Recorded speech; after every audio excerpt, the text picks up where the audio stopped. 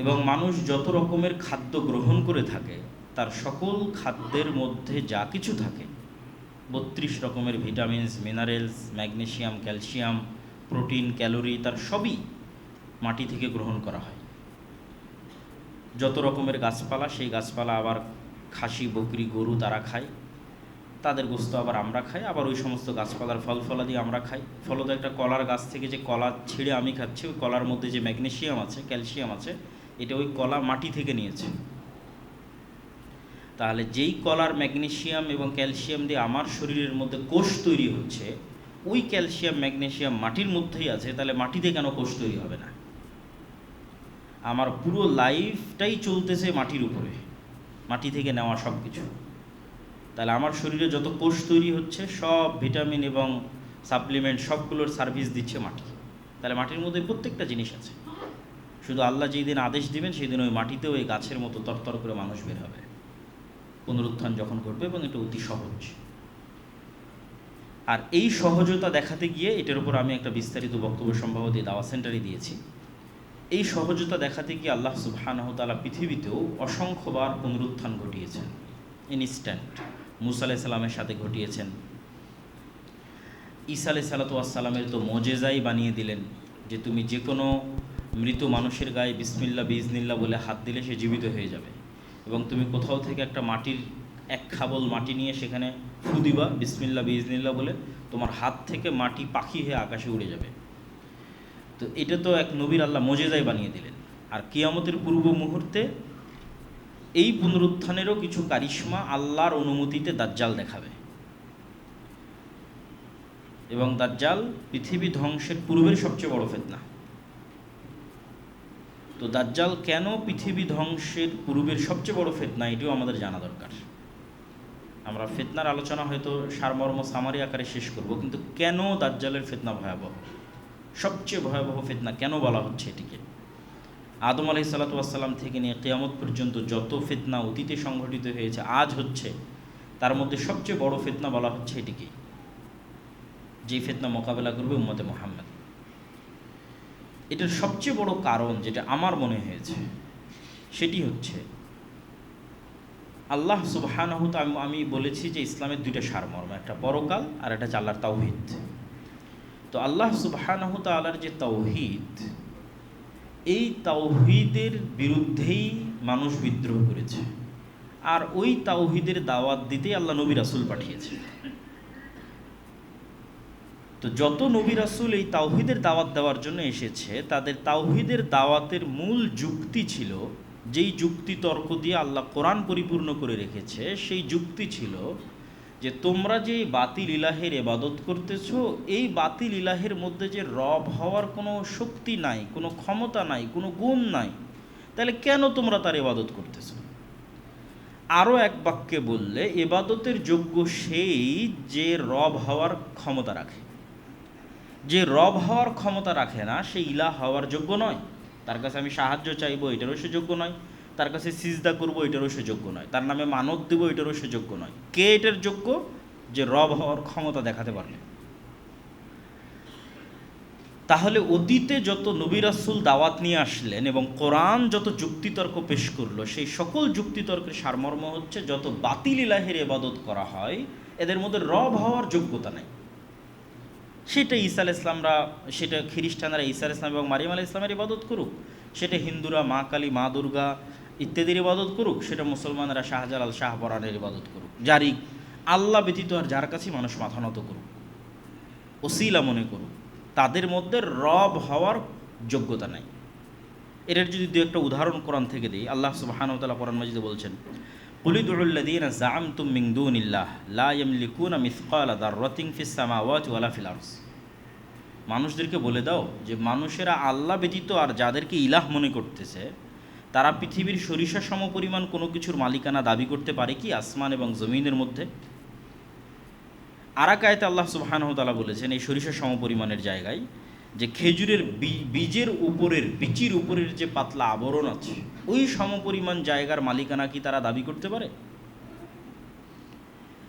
ঠিক আছে, যদি তারা মালিকানা দাবি না করতে পারে, তাহলে তাদেরকে বলো যে তারা এতটুকু দাবি করুক যে আল্লাহ সুবহানাহু ওয়া তাআলা যখন এই আসমান এবং জমিন সৃষ্টি করেছিল তখন তাদের সহযোগিতা নিয়েছিল। মানুষ বলুক যে আল্লাহ আসমান সৃষ্টিতে ঈসা আলাইহিস সালামের সহযোগিতা নিয়েছে, মারিয়াম আলাইহিস সালাতু ওয়াস সালামের সহযোগিতা নিয়েছে, শাহজালাল শাহপরানের সহযোগিতা নিয়েছে, মা কালী মা দুর্গার সহযোগিতা নিয়েছে, এটা দাবি করুক। মালিকানার দাবি যখন করতে পারতেছে না তখন সহযোগিতার দাবি করুক যে আল্লাহ আসমান জমিন সৃষ্টিতে তোমাদের এই বাতিল ইলাহদের সহযোগিতা নিয়েছে। এটাও তো তারা করতে পারবে না। তো এরকম বিভিন্ন অ্যাঙ্গেল থেকে আল্লাহ সুবহানাহু ওয়া তাআলা একটি কথাই ফুটিয়ে তুলতে চেয়েছেন। যেমন আর এক আয়াতে আল্লাহ সুবহানাহু ওয়া তাআলা বলছেন, আয়ুশরিকুনা মা লা ইয়াখলুকু শাইয়্যান ওয়া হুম ইখলাকুন, তারা কি আল্লাহ ব্যতীত এমন কিছুর ইবাদত করে যারা কোনো কিছু সৃষ্টি করতে পারবে না। আর এক আয়াতে আল্লাহ সুবহানাহু ওয়া তাআলা বলছেন, তাদেরকে বলো যে তারা মাছি বা মশা সৃষ্টি করতে পারবে কিনা। তাহলে সৃষ্টি করার ক্ষমতা রবের, তাহলে যে সৃষ্টি করার ক্ষমতা রাখে না সে ইবাদত পাওয়ার যোগ্যতা রাখে না।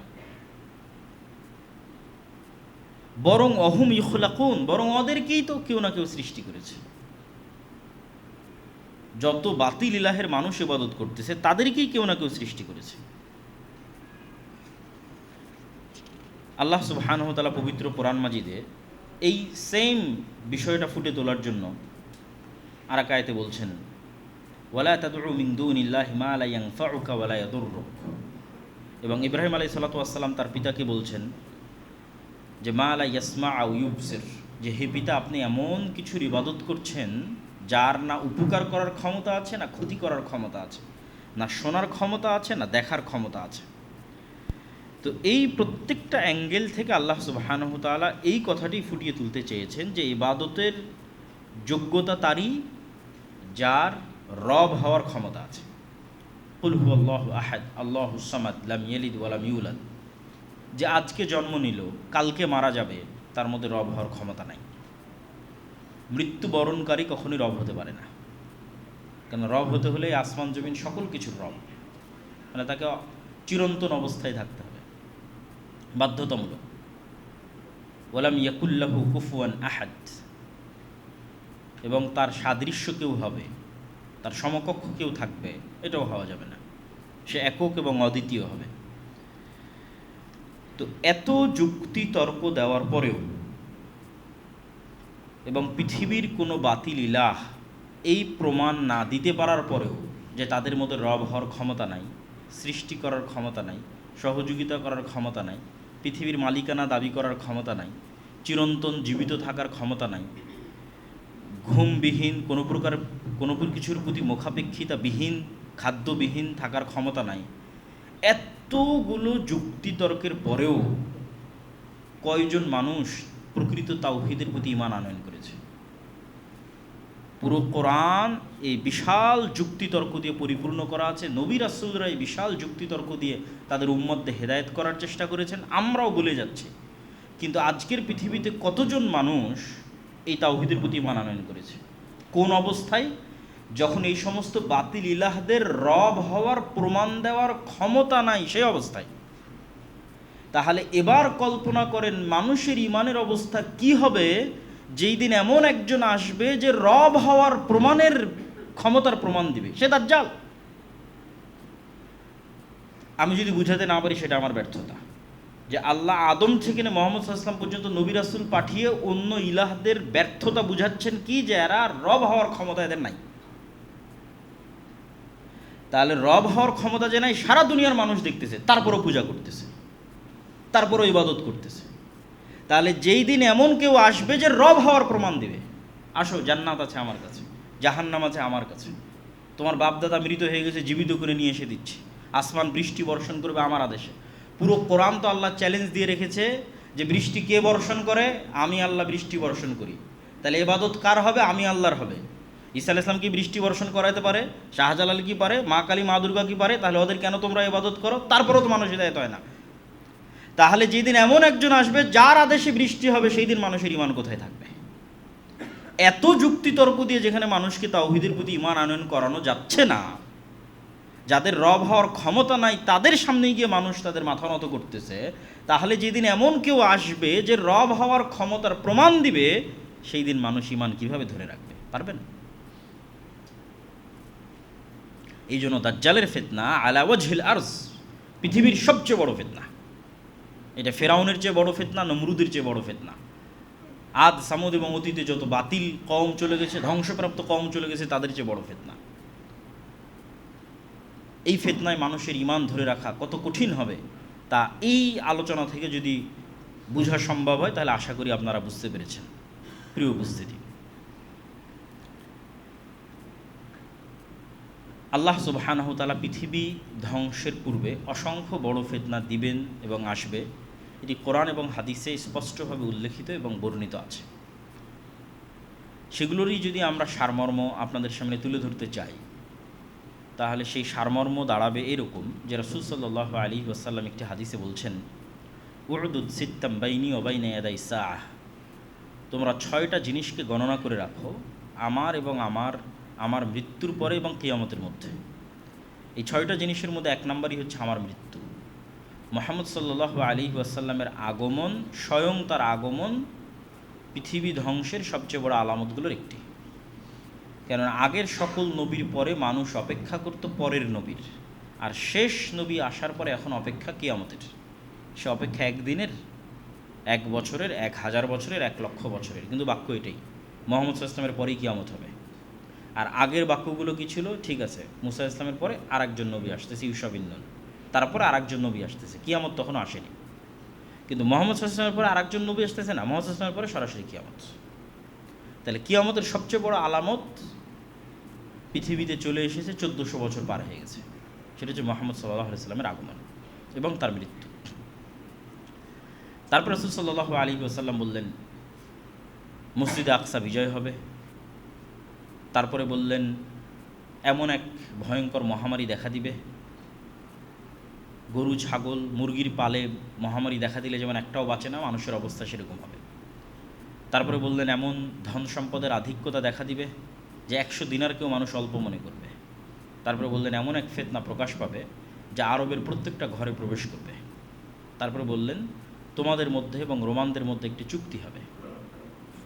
এই প্রত্যেকটা কথারই বিভিন্ন ব্যাখ্যা আছে, যেহেতু এগুলো গায়েবের খবর, অবশ্যই হবে, কিন্তু কোনটা আল্লাহ সুবহানাহু ওয়া তাআলা ভালো জানে, হবেই হবে।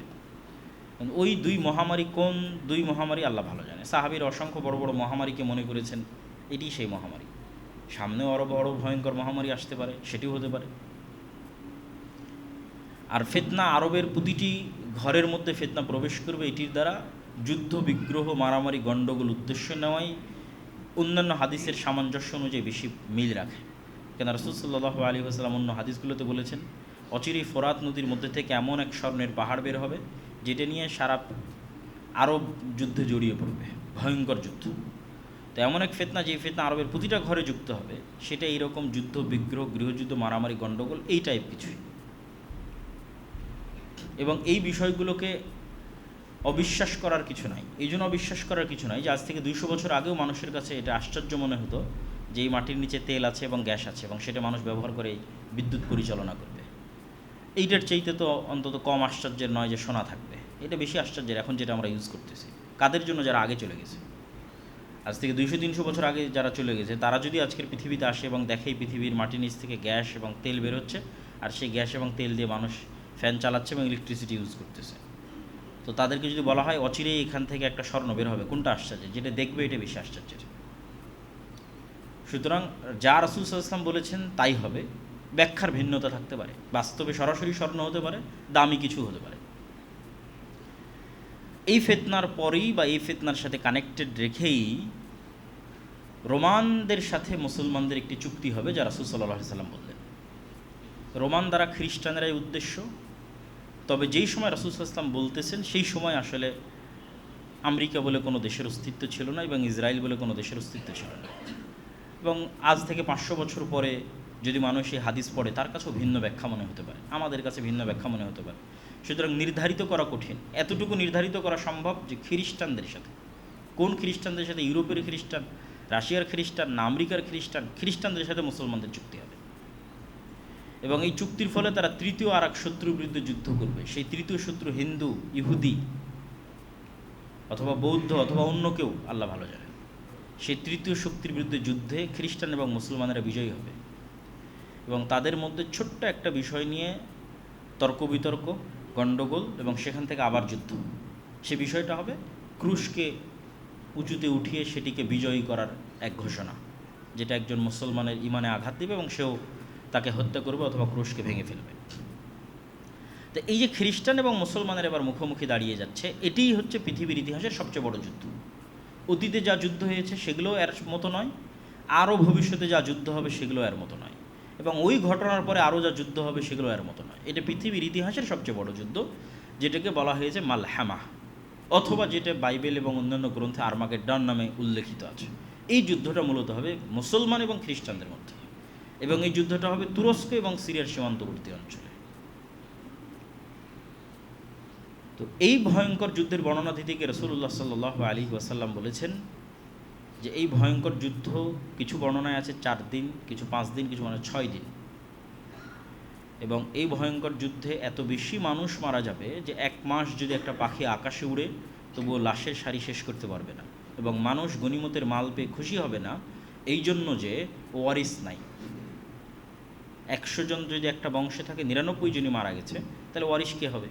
ওয়ারিস তো নাই। সুতরাং কী নিয়ে সে আনন্দ হবে, কার সাথে জিনিস ভাগ বাটোয়ারা করবে? এই জন্য গনিমতের মাল পেয়েও সন্তুষ্ট হবে না, খুশি হবে না। এত ভয়ঙ্কর যুদ্ধ হবে। এই যুদ্ধের কথা বলতে গিয়ে রাসূলুল্লাহ সাল্লাল্লাহু আলাইহি সাল্লাম বলেছেন, মদিনা থেকে তৎকালীন বিশ্বের সবচেয়ে আল্লাহওয়ালা, তাকওয়াবান, পরহেজগার, সর্বশ্রেষ্ঠ মানুষরা বের হয়ে আসবে এই যুদ্ধে অংশগ্রহণ করার জন্য, এবং তারা তাদের শাম, সিরিয়ার ভাইদের সাথে কাঁধে কাঁধ মিলিয়ে এই যুদ্ধে অংশগ্রহণ করবে। এই যুদ্ধের কথা বলতে গিয়ে রাসূলুল্লাহ সাল্লাল্লাহু আলাইহি ওয়াসাল্লাম আরও যেটি বলেছেন যে এই যুদ্ধের শেষে মুসলমানেরা বিজয়ী হবে, এবং বিজয়ী হওয়ার পরেই তারা কুস্তুনতুনিয়া বিজয় করবে। কুস্তুনতুনিয়া হচ্ছে আজকের তুরস্কের ইস্তাম্বুল, এবং যখন রাসূল সাল্লাল্লাহু আলাইহি ওয়াসাল্লাম এই হাদিস বলতেছেন তখন কুস্তুনতুনিয়া বাইজেন্টাইন এম্পায়ারের রাজধানী, এবং সুলতান মুহাম্মদ আল ফাতেহের পূর্ব পর্যন্ত প্রায় 700-800 বছর মুসলমানেরা লাগাতার চেষ্টা করেছে এই কুস্তুনতুনিয়া বিজয় করার জন্য, কিন্তু তারা কুস্তুনতুনিয়া বিজয় করতে পারেনি। সুলতান মুহাম্মদ আল ফাতেহ কুস্তুনতুনিয়া বিজয় করেছেন, সেটি এখন মুসলমানদের নগরী, কিন্তু রাসূল সাল্লাল্লাহু আলাইহি ওয়াসাল্লামের কথা অনুযায়ী বোঝা যাচ্ছে কিয়ামতের পূর্ব মুহূর্তে এটি আবারও বিজিত হবে। ফলত কিয়ামতের পূর্ব মুহূর্তে এটি হাতছাড়া হওয়ারও সম্ভাবনা আছে, যেহেতু আবার বিজিত হবে। এবং এই কুস্তুনতুনিয়া বিজয়ের কথা রাসূল সাল্লাল্লাহু আলাইহি ওয়াসাল্লাম আর এক হাদিসে এভাবে উল্লেখ করছেন যে লা তাকুমুস সাআহ, ততদিন পর্যন্ত কিয়ামত হবে না যতদিন না ইসহাক আলাইহিস সালাতু ওয়াস সালামের বংশের 70,000 মানুষ এমন এক শহরে যুদ্ধ না করে যেই শহরের এক পাশে সমুদ্র এবং আর এক পাশে সমতল, জানিবুহাল বার ওয়া জানিবুহাল বাহার, এক পাশে সমুদ্র আর এক পাশে সমতল, ইসহাক আলাইহিস সালাতু ওয়াস সালামের বংশের। এই হাদিস থেকে বোঝা যায় যে আসলে ইসহাক আলাইহিস সালাতু ওয়াস সালামের বংশের আর কেউ এখন ইহুদি নাই।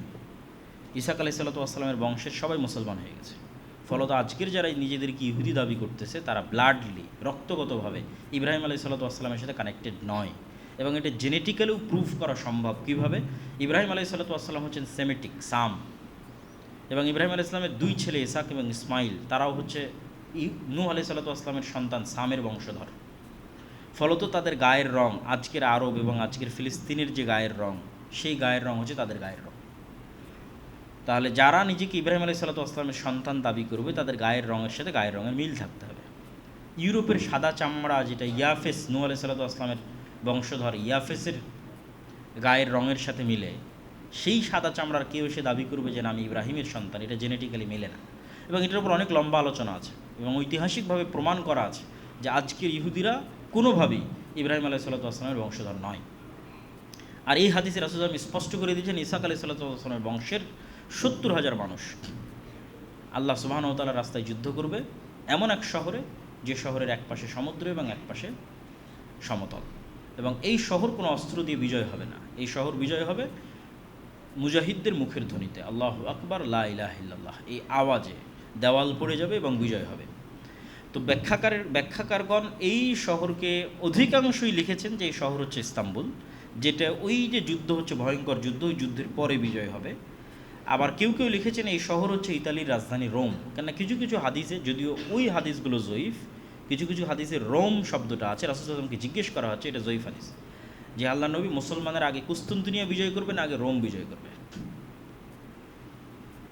তো দুটি ব্যাখ্যাই হতে পারে, আল্লাহু আলাম। কেন হতে পারে সেটাও বলে দিই, যে এই যুদ্ধে খ্রিস্টানেরা যেহেতু তাদের সর্বোচ্চ শক্তির সমাবেশ ঘটাবে, যা পৃথিবীর ইতিহাসের সবচেয়ে বড় যুদ্ধ হবে, এবং রাসূল সাল্লাল্লাহু আলাইহি ওয়াসাল্লামের বলা ভাষা অনুযায়ী প্রায় 10 লক্ষ সেনাবাহিনী এই যুদ্ধে অংশগ্রহণ করবে, একদম পদাতিক মাঠে উপস্থিত থাকবে 10 লক্ষ। তাহলে এত বিশাল সৈন্য সমাবেশ করার পরে যখন খ্রিস্টানরা পরাজিত হয়ে যাবে, তখন মুসলমানদেরকে বাধা দিবে এরকম কোনো শক্তি পৃথিবীতে থাকবেই না। কেননা সবচেয়ে বড় যুদ্ধ তো হয়ে গেছে, যেই যুদ্ধে খ্রিস্টানরা তাদের সবচেয়ে বেশি শক্তির বহিঃপ্রকাশ ঘটিয়েছে, সেই যুদ্ধে তাদের পরাজয় হয়েছে। ফলত এখন সামনে বাধা দানকারের কেউ নাই, এখন শুধু বিজয় আর বিজয়। সেই বিজয় ইস্তাম্বুল হতে পারে, সেই বিজয় ইতালির রাজধানী রোম হতে পারে, সেই বিজয় পুরো ইউরোপ হতে পারে। এবং এগুলো ঈসা আলাইহিস সালাতু ওয়াস সালাম আসার পূর্বেই, দাজ্জাল আসার পূর্বেই। এই জন্য অনেক মানুষ যারা শুধু এই হতাশাতেই থাকে যে আর কিচ্ছু হবে না, যেই দিন ইমাম মাহদি আসবে সেই দিন হবে, যেই দিন ঈসা আলাইহিস সালাম আসবে সেই দিন হবে। কিন্তু হাদিসের কনটেক্সট বলতেছে যে দাজ্জাল আসার পূর্বেই, ঈসা আলাইহিস সালাম আসার পূর্বেই মুসলমানেরা সারা পৃথিবী বিজয় করে নেবে। আমার এবং আপনার মতো সাধারণ মানুষেরা, নতুন কোনো নবী ছাড়া, নতুন কোনো কোরআন ছাড়া এবং নতুন কোনো হাদিস ছাড়া, নতুন কোনো নবী ছাড়া, নতুন কোনো নবীর সহচর্য ছাড়া, নতুন কোনো নবীর সোহবত ছাড়া, নতুন কোনো কোরআনের সোহবত ছাড়া, সহচর্য ছাড়া, নতুন কোনো হাদিসের সহচর্য ছাড়া, যেই কোরআন এবং যে হাদিস আমাদের কাছে আছে, এই কোরআন এই হাদিস, এবং যেমন আমাদের মাঝে কোনো নবী নাই, এরকম কোনো নবীবিহীন অবস্থাতেই আমাদের মতো সাধারণ মানুষরা সারা পৃথিবী বিজয় করে নেবে এই কোরআন দিয়ে, হাদিস। এই জন্য কাজের অনেক কিছু আছে। আপনি শুধু শেষ জামানার বিষয় নিয়ে আলোচনা করবেন আর সেগুলো নির্ধারণ করতে থাকবেন, কিন্তু ওগুলোর চেয়ে বড় জিনিস তো আপনার কাছে আছে, সেটা কোরআন এবং হাদিস। এটা থেকেই তো এত বড় বিজয় হবে। তাহলে ওই কোরআন এবং হাদিসের উপর আমল করাই তো কাজ। এটা সব শেষে আরও একবার বলবো এই কথাটা। তো এই ঘটনার পরে যখন মুসলমানদের বিজয় অভিযান আর থামছে না, চলছেই, তখন এটাকে থামানোর জন্যই শয়তান আড়াল থেকে বলবে দাজ্জাল তোমাদের বাড়ি ঘরে প্রবেশ করে গেছে। এবং এটা হবে পৃথিবীর ইতিহাসের সবচেয়ে বড় শকিং নিউজ। এত বড় শকিং নিউজ পাওয়ার কারণে আর বিজয় অভিযান পরিচালনা না করে সবাই রিটার্ন ব্যাক করবে শামে, দামেস্কে, ফিলিস্তিনে, যে আসলেই দাজ্জাল আমাদের বাড়ি ঘরে ঢুকে গেছে কিনা। কিন্তু এটা মিথ্যা নিউজ, তখনও দাজ্জাল বের হয়নি। তারপরে যখন তারা ফিরে আসবে ততক্ষণে দাজ্জাল সত্যি বের হয়ে যাবে। এবং দাজ্জাল যখন বের হয়ে যাবে তখন এক নিমিষে, এক মিনিটে যেই মুসলমানেরা 10 লক্ষ বাহিনীর একটা বাহিনীকে পরাজয় করে কুস্তুনতুনিয়া, ইতালি, ইউরোপ, জেরুজালেম, ভারত সব বিজয় কমপ্লিট করে ফেলেছে, সেই মুজাহিদ বাহিনী দেখবে যে এক নিমিষে তাদের ক্ষমতা জিরো, তাদের পাওয়ার জিরো। কেননা দাজ্জাল যখন আসবে সে এক্সট্রা অর্ডিনারি অলৌকিক ক্ষমতা নিয়ে আসবে। অর্ডিনারি অলৌকিক ক্ষমতার সামনে তারা বেবাস, লাচার, কোনো ক্ষমতা, কোনো পাওয়ার তাদের থাকবে না। কেমন অসহায় তারা হয়ে যাবে, এত অসহায়ত্ব যে রাসূল সাল্লাল্লাহু আলাইহি ওয়াসাল্লাম বলছেন যে দাজ্জাল ইরাক এবং শামের মধ্যবর্তী এক শহরের মধ্যে দিয়ে অতিক্রম করবে, তো কোনো এক শহরে গিয়ে বলবে তোমরা আমার প্রতি ঈমান আনয়ন করো, তো সেই শহরের মানুষ তার প্রতি ঈমান আনয়ন করবে। তখন ধন সম্পদ ওই শহরের মানুষের পিছনে এমনভাবে ছুটবে যেভাবে মৌমাছির চাকের সাথে লেগে থাকে। তারপরে আর এক শহরে গিয়ে দাজ্জাল বলবে তোমরা আমার প্রতি ঈমান আনয়ন করো, সম্ভাব্য ওই শহর দামেস্ক, শামের কোনো নগরী যেখানে মুসলমান এবং মুজাহিদরা বসবাস করতেছে, তারা বলবে যে না, আমরা তোমার প্রতি ঈমান আনয়ন করবো না। তখন আসমান এবং জমিনের ফসল উৎপাদনের ব্যবস্থাপনা তাদের জন্য এমনভাবে বন্ধ করে দেওয়া হবে যে তাদের কাছে খাবারের কোনো ব্যবস্থাপনাই থাকবে না। ফলত যেহেতু কোনো খাবারই উৎপন্ন হচ্ছে না, ঘাসও যেহেতু উৎপন্ন হচ্ছে না, ফলমূল শাকসবজি তো বহু দূরের কথা, ঘাসও যেহেতু উৎপন্ন হচ্ছে না, তখন বাঁচার জন্য তাদের বাড়িতে থাকা যে আগের যে ফার্নিচারগুলো আছে, কাঠ, টেবিল, সেগুলো চিবিয়ে চিবিয়ে এর মধ্যে থেকে রস বের করার চেষ্টা করবে এবং এটাই কেই খাদ্যদ্রব্য হিসেবে বানিয়ে বেঁচে থাকার চেষ্টা করবে। এই রকম অসহায় অবস্থায় চলে যাবে। এবং যেহেতু দাজ্জাল এক্সট্রা অর্ডিনারি ক্ষমতা নিয়ে এসেছে, পাওয়ার নিয়ে এসেছে, এবং এটা আল্লাহ সুবহানাহু ওয়া তাআলাই তাকে দিয়েছে, ফলত এখান থেকে ঈমান বাঁচিয়ে এরকম কষ্টের মধ্যে টিকে থাকা এত সহজ হবে না। একমাত্র তারাই পারবে যাদের ন্যূনতম 1 টাকার প্রতিও অবৈধ লোভ নাই। আজকে আপনি আপনার নাফসকে চেক করে দেখেন যে একটা অবৈধ টাকার প্রতি আপনার লোভ আছে কিনা, তাহলে নিশ্চিত জেনে থাকেন আপনি দাজ্জালের ফিতনা থেকে বাঁচতে পারবেন না। কেন দাজ্জাল যখন আসবে তখন সকল টাকা পয়সা দাজ্জালের কাছে, আর আপনাকে কিসের জন্য প্রস্তুত হবে? মরার জন্য। কিচ্ছু থাকবে না, টাকা পয়সা, না ধন দৌলত, না খাবার দাবার, না বাড়িঘর, মৃত্যু, সাক্ষাৎ মৃত্যু। তাহলে যার 1 টাকাও অবৈধর প্রতি লোভ আছে সে বাঁচতে পারবে না। এটাই হলো চেক পয়েন্ট যে আপনার ইমানের, তাহলে আপনার 1 টাকাও অবৈধ লোভের প্রতি যেন না থাকে এবং আপনি মৃত্যুকে যেন ভয় না পান, বরং মৃত্যুকে আপনি জান্নাতে যাওয়ার ওসিলা মনে করেন। এইটার জন্যই তো ওই দুটো ইমান লাগবে, যে দুটো ইমানের আলোচনা আমরা শুরুতে করেছি। পুনরুত্থানের প্রতি মজবুত বিশ্বাস এবং আল্লাহর প্রতি মজবুত ইমান, এই দুটো ছাড়া কেউ এই স্যাক্রিফাইস করতে পারবে না। যে মৃত্যু ভয় নয়, মৃত্যু কি জান্নাতে যাওয়ার মাধ্যম, ফলত আনন্দের সাথে সে মৃত্যুকে অ্যাকসেপ্ট করবে এবং দাজ্জালের যেটা জাহান্নাম হবে সেটার মধ্যে ঢুকে যাবে, আর দাজ্জালের যেটা জান্নাত হবে সেটাকে ধোঁকা মনে করবে। এই লেভেলের ইমান সে কোথায় থেকে অর্জন করবে? এই লেভেলের ইমান ছিল আসহাবুল উখদুদের ইমান, আসহাবে কাহাফের ইমান।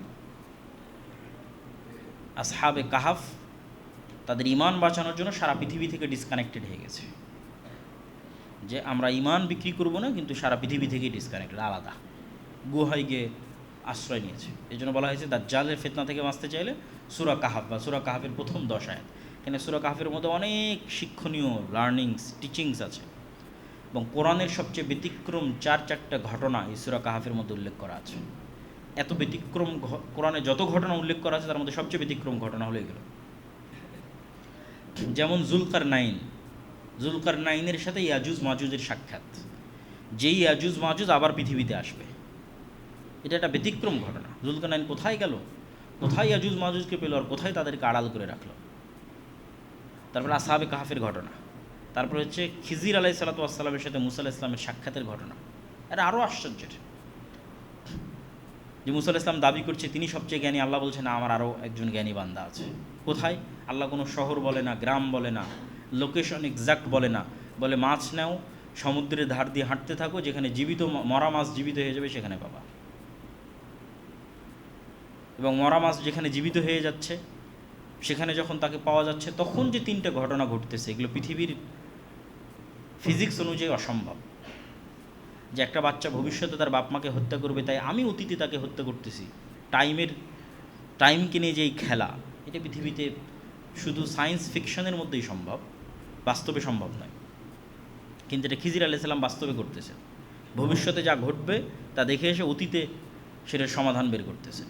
এরকম অসংখ্য আশ্চর্য ঘটনা এই সূরা কাহাফের মধ্যে উল্লেখ করা আছে, যেগুলো হয়তো মানুষ যখন দাজ্জাল বের হয়ে যাবে তখন হয়তো এই ঘটনাগুলোর সঠিক অর্থ বুঝতে পারবে, যে ঘটনাগুলো কী ছিল এবং কীভাবে ঘটেছে।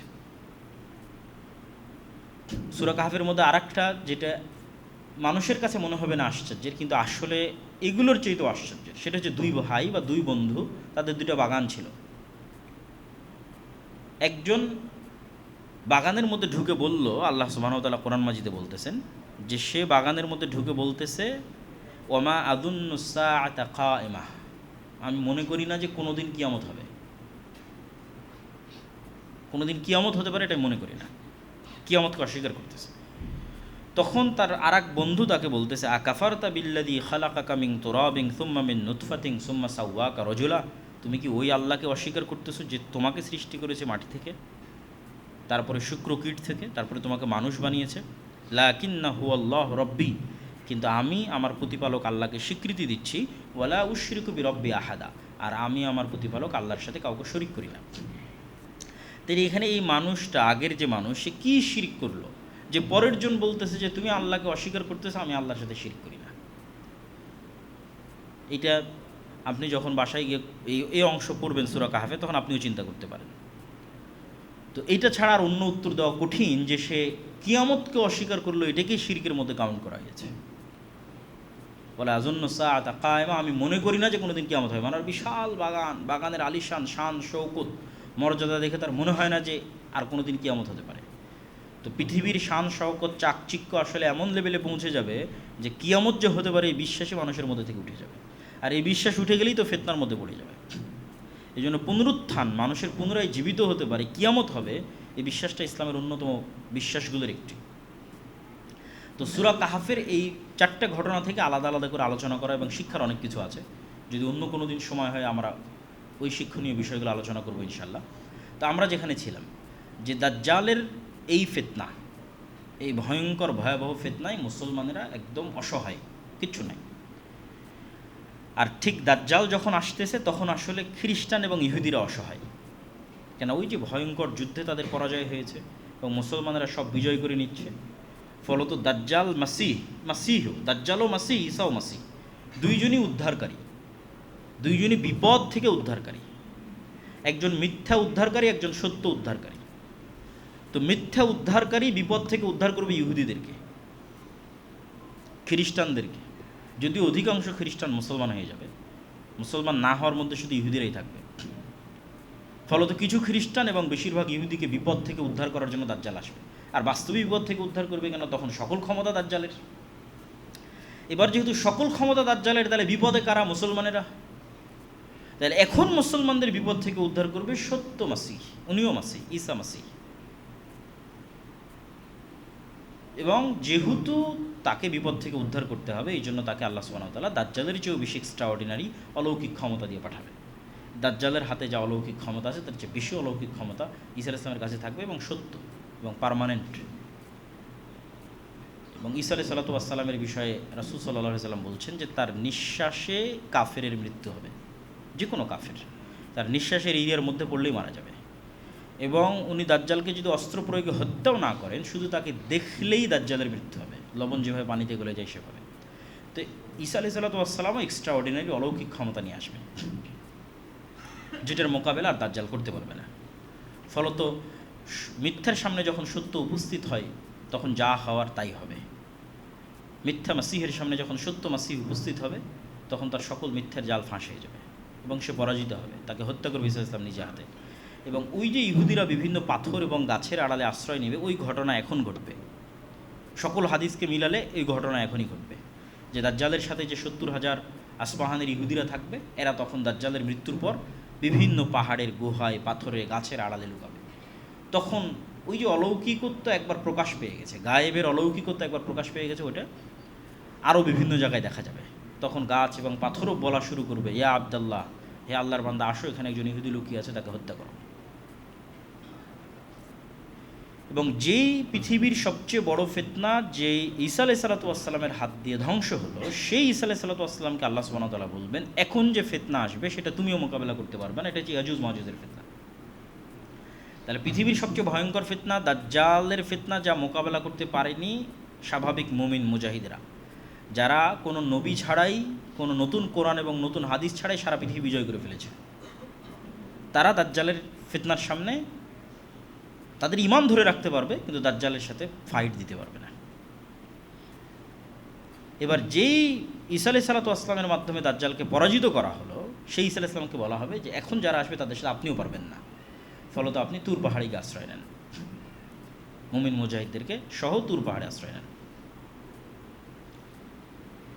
এবং ইয়াজুজ মাজুজের সংখ্যাধিক্যের কথা বলতে গিয়ে রাসূলুল্লাহ সাল্লাল্লাহু আলাইহি ওয়াসাল্লাম বলেছেন, এটা সহিহ হাদিস, যে বনু আদমের প্রতি 1999 জন জাহান্নামে, আদমের সন্তানের প্রত্যেক 1999 জাহান্নামে।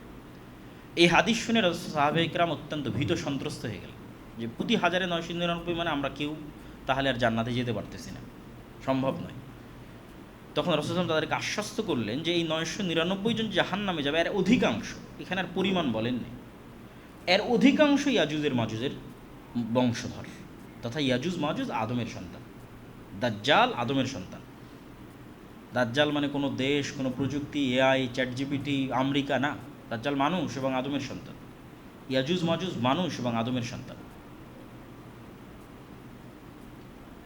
তো যদি আমরা 999 না ধরি, 900 ধরি, যে অধিকাংশ মানে 900 ধরেন, এমনি এক্সাম্পল, ফর এক্সাম্পল, এক্সাক্ট কত আল্লাহ ভালো জানে, তাহলে আদম থেকে নিয়ে কিয়ামত পর্যন্ত যা মানুষ এসেছে, ইয়াজুজ মাজুজকে তার 900 গুণ হতে হবে। এখনকার 600 কোটি মানুষের 900 গুণ নয়, আদম থেকে নিয়ে কিয়ামত পর্যন্ত যা মানুষ আসবে তার 900 গুণ হচ্ছে ইয়াজুজ মাজুজ। তাহলে তাদের সংখ্যা কত বিশাল হতে পারে, কত ব্যাপক হতে পারে। তো এখানে একটা প্রশ্ন স্বাভাবিকভাবে মানুষের মনে উত্থাপিত হয়, যে কোথায় সেই দাজ্জাল আর কোথায় সেই ইয়াজুজ মাজুজ, এখন কেন তাদেরকে আমরা দেখি না? বিশেষ করে বিজ্ঞানের এই উৎকর্ষতা, বিজ্ঞানের এই সফলতা মানুষকে অনেক সময় এই বিষয়গুলোকে অস্বীকার করার দিকে নিয়ে যায়। অথচ আমি চিন্তা করি যে মানুষ যদি উল্টা দিক থেকে চিন্তা করে, সায়েন্সকে এই অ্যাঙ্গেলে চিন্তা না করে, ভিন্ন অ্যাঙ্গেলে চিন্তা করে, তাহলে মানুষ চিন্তা করতে পারবে যে মানুষ যদি এত দূর করতে পারে, আল্লাহ তাহলে কত দূর পারে। তখন অ্যাঙ্গেলটাই ভিন্ন হয়ে যাবে, চিন্তা করার স্টাইলটাই ভিন্ন হয়ে যাবে। যে আপনি সায়েন্সকে দেখে পরকাল এবং কিয়ামতকে অস্বীকার করবেন না, আরও পরকাল চাক্ষুষ দেখতে পাবেন যে মানুষই এই করতে পারছে, তার আল্লাহ কী করতে পারে। আমার ফিঙ্গারপ্রিন্ট দিয়ে পুলিশ ধরে ফেলতেছে, ফরেন্সিক রিপোর্ট দিয়ে পুলিশ ধরে ফেলছে, এই রিভলভার আমি ইউজ করেছি, এটা তো মানুষ কোথাও, আল্লাহ কী করতে পারে কিয়ামতের মাঠে। তো চিন্তার ধরনটা পাল্টালে বর্তমান যে সায়েন্স, এটা আপনাকে আরও গায়েবকে চোখে দেখার সুযোগ দেবে। আজ থেকে 200 বছর আগের মানুষ এগুলো দেখার সুযোগ পেত না, তাহলে এগুলো তাদের জন্য গায়েব ছিল, আপনি তো গায়েব চোখে দেখতেছেন। তো ফলত আপনার ঈমান আরও মজবুত হওয়া উচিত। তো স্পেসিফিক এটার যেটা উত্তর সেটা হচ্ছে যে আল্লাহু আলা কুল্লি শাইইন কাদির, আল্লাহ সকল কিছুর উপর ক্ষমতাবান। ফেরেশতা এবং জিনের অস্তিত্বের উপর বিশ্বাস করা যেমন আমাদের ঈমানের অংশ, অথচ আমরা তাদের দেখি না, কেন প্রত্যেকটা সৃষ্টিকে আল্লাহ সুবহানাহু ওয়া তাআলা তার নিজস্ব সীমাবদ্ধতার মধ্যে রেখে দিয়েছে।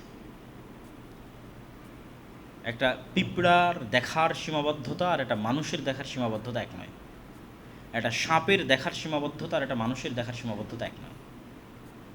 ফলত সবার কাছেই একজন আর একজনের হুবহু ওই রকম নয়, যে আমি আমাকে যেমন মনে করতেছি পিঁপড়া আমাকে ঠিক সেরকমই মনে করে, এটা সম্ভব নয়। পিঁপড়ার কাছে পৃথিবীর সঙ্গে আমার দৃশ্য, এই পৃথিবীর স্টাইল ভিন্ন, তার সীমাবদ্ধতার মধ্যে সে আছে, মাছের সীমাবদ্ধতার মধ্যে সে আছে। সবাইকে আল্লাহ এক একটা সীমাবদ্ধতার মধ্যে রেখে দিয়েছে। এগুলো এক একটা আলাদা আলাদা জগৎ, পিঁপড়ার জগৎ আলাদা, সাপের জগৎ আলাদা, মাছের জগৎ আলাদা, ঠিক সেরকম ফেরেশতা এবং জিনদের জগৎ আলাদা। ওরা যেমন আমাদের লেভেল পর্যন্ত পৌঁছতে পারতেছে না, আমরা তেমন ওদের লেভেল পর্যন্ত পৌঁছতে পারবো না, ডাইমেনশন ভিন্ন। অথচ ওরা আমাদেরকে দেখাচ্ছে পরিপূর্ণরূপে দেখতে পাচ্ছে, ঠিক আমরা যেমন পিঁপড়াকে পরিপূর্ণরূপে দেখতে পাচ্ছি, অথচ পিঁপড়া তার পাল্টা আমাকে পরিপূর্ণরূপে আমাকে অ্যানালাইসিস করতে পারতেছে না। তো এই স্টাইলেও আল্লাহ সুবহানাহু ওয়া তাআলা রেখে দিতে পারেন। আল্লাহ ভালো জানেন আল্লাহ সুবহানাহু ওয়া তাআলা কীভাবে রেখেছেন। এবং আল্লাহ সুবহানাহু ওয়া তাআলার পবিত্র কোরআনের বর্ণনা অনুযায়ী যে আসমান সৃষ্টিতে আল্লাহর যা সময় লেগেছে, জমিন সৃষ্টিতে আল্লাহর তাই সময় লেগেছে। এবং আল্লাহ আসমানকে যেমন 7টা সৃষ্টি করেছে, জমিনকেও তেমন 7টা সৃষ্টি করেছে। ফলত আসমানের যে বিশালতা, জমিনেরও কাছাকাছি ওইরকমই বিশালতা হওয়ার সম্ভাবনা আছে। তো জমিন মানে শুধু আমাদের এই এক জমিনেই শেষ তা নয়। আর আল্লাহ বলেছেন প্রত্যেক জমিনে তার আদেশ অবতীর্ণ হয়, তানাজ্জালুল আমরু বাইনাহুন্না, প্রত্যেক জমিনে তার আদেশ অবতীর্ণ হয়।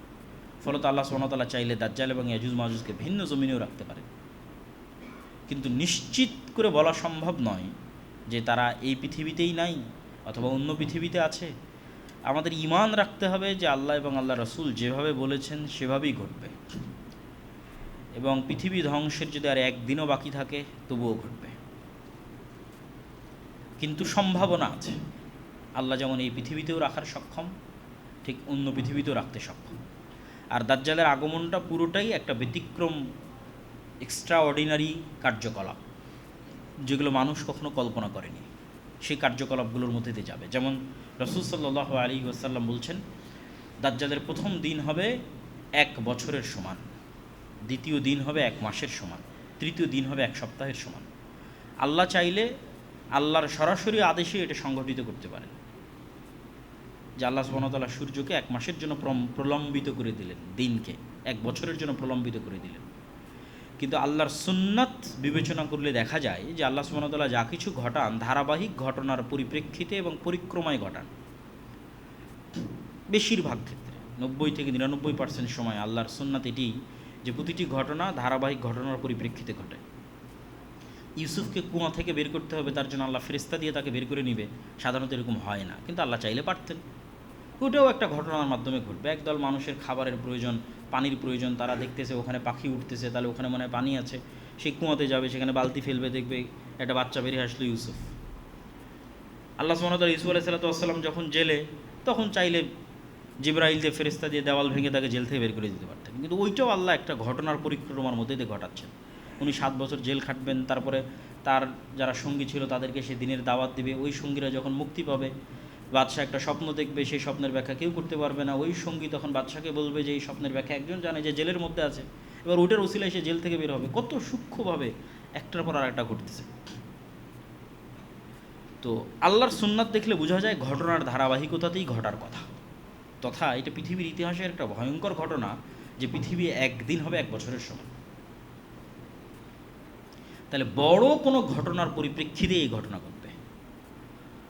আসমান এবং জমিনকে স্বাভাবিক হতেই ওই বড় ঘটনার ধাক্কা সামাল দিতেই একদিন হতে হবে 1 বছরের সমান, একদিন হতে হবে 1 মাসের সমান, একদিন হতে হবে 1 সপ্তাহের সমান। কিন্তু ঘটনা কি আল্লাহ সুবহানাহু ওয়া তাআলা ভালো জানে। কিন্তু আল্লাহর সুন্নাত বলে কোনো ঘটনার ধারাবাহিকতা এটা ঘটবে। তবে আল্লাহ চাইলে এমনিও ঘটাতে পারেন। কোনো ঘটনা ঘটলো না, স্বাভাবিকভাবে আল্লাহ সুবহানাহু ওয়া তাআলা একদিনকে 1 বছরের সমান করে দিলেন, একদিনকে 1 মাসের সমান করে দিলেন, একদিনকে 1 সপ্তাহের সমান করে দিলেন। ওয়া হুয়া আলা কুল্লি শাইইন কাদির। আল্লাহ সকল কিছুর উপর ক্ষমতাবান। তো দাজ্জাল এবং কিয়ামতের পূর্ব মুহূর্তে সংঘটিত ফিতনাগুলো আলোচনা করার পর আমাদের জন্য শিক্ষণীয় কি? আমাদের জন্য 1 নাম্বার শিক্ষণীয় হচ্ছে কবে ঘটবে, কখন ঘটবে এটার প্রতি ফোকাস না দিয়ে, এখন ঘটতেছে কাল ঘটতেছে এটার প্রতি ফোকাস না দিয়ে 2টি জিনিস মাথায় রাখতে হবে। রাসূল সাল্লাল্লাহু আলাইহি ওয়াসাল্লাম বলেছেন, যে ব্যক্তি মৃত্যুবরণ করলো তার কিয়ামত সংঘটিত হয়ে গেল। তাহলে আমি যদি এখন মারা যাই, আমার কিয়ামত আসলে এখনই হয়ে গেছে। এবং এই কথাটা বাস্তবেও সত্য। কেন সত্য? কিয়ামত হলে কি হবে? আপনি পরকাল দেখবেন, গায়েব দেখবেন। তো আপনি মৃত্যুবরণ করার সাথে সাথেই তো আপনি গায়েবের জগতে যাত্রা শুরু করবেন। আপনি ফেরেশতাও দেখবেন, জান্নাতের ঠান্ডা বাতাসও পাবেন, জাহান্নামের লু হাওয়াও দেখবেন, কবরে ফেরেশতারা আপনাকে জিজ্ঞাসাবাদ করবে সেটাও দেখবেন, হয় জান্নাতে পাখি হিসেবে উড়ে বেড়াবেন। তাহলে তো গায়েব তো আপনি দেখেই নিলেন। তো গায়েব যেহেতু দেখে নিলেন, পরকাল তো আপনার দেখা হয়ে গেছে। তাহলে আপনার পরকাল দেখার জন্য দাজ্জাল আসা পর্যন্ত অপেক্ষা করতে হবে, ইমাম মাহদী আসা পর্যন্ত অপেক্ষা না। আপনার পরকাল তো আপনার মৃত্যু, ওইটার মাধ্যমেই তো পরকালের পথে আপনার যাত্রা শুরু। তাহলে কোনটা কবে ঘটবে এটার প্রতি ফোকাস না দিয়ে, আমি যেহেতু মারা যাব সেহেতু আমার কিয়ামত আমার মৃত্যুর সাথে সংশ্লিষ্ট। 2 নম্বর, কোনটা কবে ঘটবে, তখন বড় কি হবে, বিশাল কি হবে। এই কথাটা আমি বক্তব্যের মধ্যে বারবার বলেছি যে নতুন কোনো নবী আসবে না, নতুন কোনো কোরআন আসবে না, নতুন কোনো হাদিস আসবে না। তাহলে বিশাল কি হলো? যদি এরকম হতো যে হ্যাঁ দাজ্জাল আসবে, এখন নতুন একজন নবী আসবে, নতুন একটা কোরআন আসবে, তাহলে অনেক বিশাল কিছু হতো। কিন্তু ঈসা আলাইহিস সালাম এসে তো এই কোরআনেরই অনুসরণ করবে। আর ঈসা আলাইহিস সালাম আসার পূর্বেই যে মুমিন মুজাহিদরা বিজয় হবে, তারা কোন কোরআন অনুসরণ করে? এই কোরআন অনুসরণ করে। তাহলে আসলে যেটা সবচেয়ে বড় ঘটনা, এটা তো 1400 বছর আগে ঘটে গেছে। সেটা যে মুহাম্মদ সাল্লাল্লাহু আলাইহি ওয়াসাল্লামের আগমন এবং কোরআনের অবতীর্ণ হয়, এটা সবচেয়ে বড় ঘটনা। তাহলে আর এর চেয়ে বড় কোনো ঘটনা আসলে সামনে ঘটতেছে না। আর বড় কোনো ঘটনা যদি ঘটেও থাকে, এগুলোর অনুসরণে, মানে এই এক্সিস্টিং কোরআনের অনুসরণে, এই এক্সিস্টিং হাদিসের অনুসরণে, তাহলে সবচেয়ে বড় ঘটনা এখানেই আছে। তাহলে যেহেতু আমার মৃত্যু নিশ্চিত আর সবচেয়ে বড় ঘটনা যেহেতু ঘটে গেছে, তাহলে আমার কাজও, রোড ম্যাপও নিশ্চিত। সেটা কি এই কোরআন এবং এই হাদিস। এবং যারা আজকের যুগের প্রোডাক্টিভিটি নিয়ে কাজ করে, তারা এটা নিয়ে খুব গবেষণা করেছে যে মানুষ যদি তার প্রভাবিত এরিয়া নিয়ে কাজ করে দ্রুত সফল হয়, আর মানুষ যদি তার প্রভাবের বাইরের এরিয়া নিয়ে কাজ করে তাহলে ব্যর্থ হয়। ধরেন ইরান এবং আমেরিকা যুদ্ধ করে কী হবে, এটাতে আপনি কোনো প্রভাব রাখতে পারবেন না, কোনো চেঞ্জিং আনতে পারবেন না ইরান এবং আমেরিকার যুদ্ধের মধ্যে। কিন্তু আপনি এখন সকালবেলা উঠে 10টা আয়াত তেলাওয়াত করলে আপনার নেকিতে 10টা নেকি যুক্ত হবে, ফজরের সালাত আদায় করলে নেকি যুক্ত হবে। আপনি আপনার ব্যবসায় যদি আরও ফোকাস রাখেন, 10টা টাকা ইনকাম হবে। তাহলে আপনার চেঞ্জিং আনার ক্ষমতার এরিয়া কতখানি, ওইটার প্রতি আপনি যত ফোকাস দেবেন তত আপনি সফল হবেন, পরকালেও দুনিয়াতেও। আর যেই জায়গার মধ্যে আপনি কোনো চেঞ্জিংয়ে আনতে পারবেন না, সেটার প্রতি আপনি যত ফোকাস দেবেন শুধু সময় নষ্ট। ওই পেপার, পত্রিকা, ভিডিও, ইউটিউব, ফেসবুক দেখেই ওই পর্যন্ত শেষ, সময় নষ্ট। হ্যাঁ, যতটুকু না জানলেই নয়, সেটা ভিন্ন বিষয়। কিন্তু যেই এরিয়াতে আপনি চেঞ্জ আনতে পারবেন, সেটা হচ্ছে আপনার আমল, আপনার কাজ, আপনার মৃত্যুর জন্য প্রস্তুতি। এবং আপনি যদি মনে করেন যে না ঠিক আছে, ওই সময়ে আপনি আছেন, তবুও আপনি ফিতনা থেকে বাঁচতে চান, এটাও যদি মনে করেন, তবুও তো এই আমলের বাইরে উপায় নাই। ঈসা আলাইহিস সালাম, বেশিরভাগ হাদিস ঈসা আলাইহিস সালাম ফজরের সময় অবতীর্ণ হবে মসজিদে। তো আপনি ফজরের সালাতেই নাই, ঈসা আলাইহিস সালাম আসলেও তো আপনি পাবেন না। এমনি একটা উদাহরণ হিসেবে বললাম আর কি, যে বেশিরভাগ হাদিসে আছে ঈসা আলাইহিস সালাম ফজরের সালাতে অবতীর্ণ হবে। তাহলে আপনার যদি ফজরের সালাতেই মসজিদে যাওয়ার প্র্যাকটিস না থাকে, তো আপনি ঈসা আলাইহিস সালামের সময়ও যদি থাকেন, আপনি ঈসা আলাইহিস সালামের সঙ্গী হতে পারবেন না। তাহলে আপনার কাজ কি? আমল, প্র্যাকটিস, যা রাসূল সাল্লাল্লাহু আলাইহি ওয়াসাল্লাম করে গেছে তাই, ওটাই ঈসা আলাইহিস সালাতু ওয়াস সালাম করবেন। এবং আমাদের যে বিষয়টি সবসময় মনে রাখতে হবে সেটা হচ্ছে রাসূল সাল্লাল্লাহু আলাইহি ওয়াসাল্লাম আমাদেরকে দাজ্জালের ফিতনা থেকে পরিত্রাণ চাওয়ার দোয়া শিখিয়ে গেছেন, দাজ্জালের ফিতনার সময়ে থাকার দোয়া শিখিয়ে যাননি। ইমাম মাহদী এবং ঈসা আলাইহিস সালামের সঙ্গী হওয়ার জন্য কোনো দোয়া শিখিয়ে যান। আমাদেরকে কিসের দোয়া শিখিয়েছেন? আল্লাহুম্মা ইন্না আউযুকা মিন ফিতনাতিল মাসীহিদ দাজ্জাল, যে আল্লাহ দাজ্জালের এই ভয়ঙ্কর ফিতনা পৃথিবীতে আসার আগেই যেন আমি ঈমান নিয়ে পৃথিবী থেকে বিদায় নিতে পারি। কেন আমাদের আলটিমেট সফলতা তো জান্নাতে যাওয়া।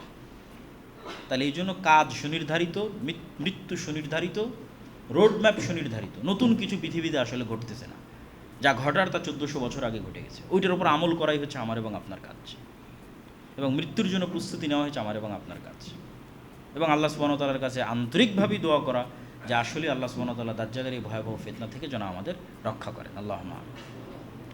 আর যদি হ্যাঁ, এটাও ঠিক যে আল্লাহ কোরআনে বলছেন কিয়ামত হঠাৎ হবে, এবং রাসূল সাল্লাল্লাহু আলাইহি ওয়াসাল্লামের সময়ও যখন ইবনু সাইয়াদ, সে যখন তাকে যখন মানুষ দাজ্জাল মনে করছে, আল্লাহ নবী বলছেন না যে না আমার সময় দাজ্জাল বের হবে না, এটা বলছেন না। তথা দাজ্জালের বের হওয়ার আশঙ্কা সবসময় আছে। রাসূল সাল্লাল্লাহু আলাইহি ওয়াসাল্লামের জীবদ্দশাতেও দাজ্জাল বের হওয়ার আশঙ্কা ছিল, যেটা হাদিসের এবারতে বোঝা যায়। ওমর, যদি এ দাজ্জাল হয় তাহলে তুমি একে হত্যা করবে না, একে হত্যা করবে ঈসা আলাইহিস সালাম। আর এই যদি দাজ্জাল না হয় তাহলে তুমি কেন নিরপরাধ মানুষকে হত্যা করবে? এর চেয়ে তো সহজ ছিল এই অ্যান্সার দেওয়া যে আরে না, এখন দাজ্জাল বের হবে না। কিন্তু ওই অ্যান্সার রাসূল সাল্লাল্লাহু আলাইহি ওয়াসাল্লাম দেননি। তাহলে কিয়ামতও হঠাৎ সংঘটিত হবে, দাজ্জালও হঠাৎ বের হয়ে আসবে। তাহলে যদি আপনার সময় সেই সময় হয় তাহলে আপনি কি দিয়ে ঈমান বাঁচাবেন? ওই সেম কাজ। পরকালের প্রতি আপনার বিশ্বাস যত মজবুত হবে, আল্লাহর তাওহীদের প্রতি আপনার ঈমান যত মজবুত হবে, দুনিয়ার শান শওকত চাকচিক্যের প্রতি আপনার লোভ যত কম হবে, যেটা আমি বলেছি 1 টাকাও অবৈধ জিনিসের প্রতি যদি আপনার লোভ না থাকে, মৃত্যুকে যদি আপনি জান্নাতে যাওয়ার মাধ্যম মনে করতে পারেন, আল্লাহর সাথে সাক্ষাতের মাধ্যম মনে করতে পারেন, এবং মৃত্যুর জন্য যদি প্রস্তুত থাকেন যে মৃত্যু আসলে বড় ভয়ঙ্কর কিছু নয়, ভয়ের কিছু নয়, এটা আল্লাহর সাথে দেখা হওয়ার একটা মাধ্যম এবং জান্নাতে যাওয়ার একটা মাধ্যম, এবং সেটার জন্য যদি প্রস্তুত থাকতে পারেন, এই বিষয়গুলো একত্রিত হলেই শুধু দাজ্জালের ফিতনা নয়, পৃথিবীর যে কোনো ফিতনা থেকে মুক্তি পাওয়া সম্ভব। আল্লাহ সুবহানাহু ওয়া তাআলা আমাদের তৌফিক দান করুক, আল্লাহুম্মা আমিন। আর এই ঈমানের মজবুতির বিষয়গুলোই মূলত আল্লাহর পথে যাত্রায় বইটিতে আলোচনা করা আছে, শুধু ঈমান কেন্দ্রিক বিভিন্ন আলোচনা। তো সেই বইটিও আপনাদের অধ্যয়ন করার উদাত্ত আহ্বান জানাচ্ছি। আপনারা সকলে অবগত আছেন যে আমাদের দাওয়া সেন্টার পরিবর্তনের কাজ চলমান আছে। আমাদের যেটা নতুন দাওয়া সেন্টারের লোকেশন মিরপুর 11, এই রাস্তার যে পাশে আমরা আছি এই পাশেই মোহনা টিভির গলি বলে ওইটাকে। হয়তো আর 1 মাস থেকে 2 মাস লাগতে পারে আমাদের ওখানে যেতে, ওখানে কাজ চলমান। যে কেউ গিয়েও দেখে আসতে পারেন, যাতে লোকেশন চেঞ্জ হলে যেন আপনাদের জন্য সহজ হয় সেখানে যাওয়া। তো এই সমস্ত সকল কাজে আপনাদের আন্তরিক সহযোগিতা এবং দানের হাত প্রশস্ত করার দত্ত আহ্বান জানাই।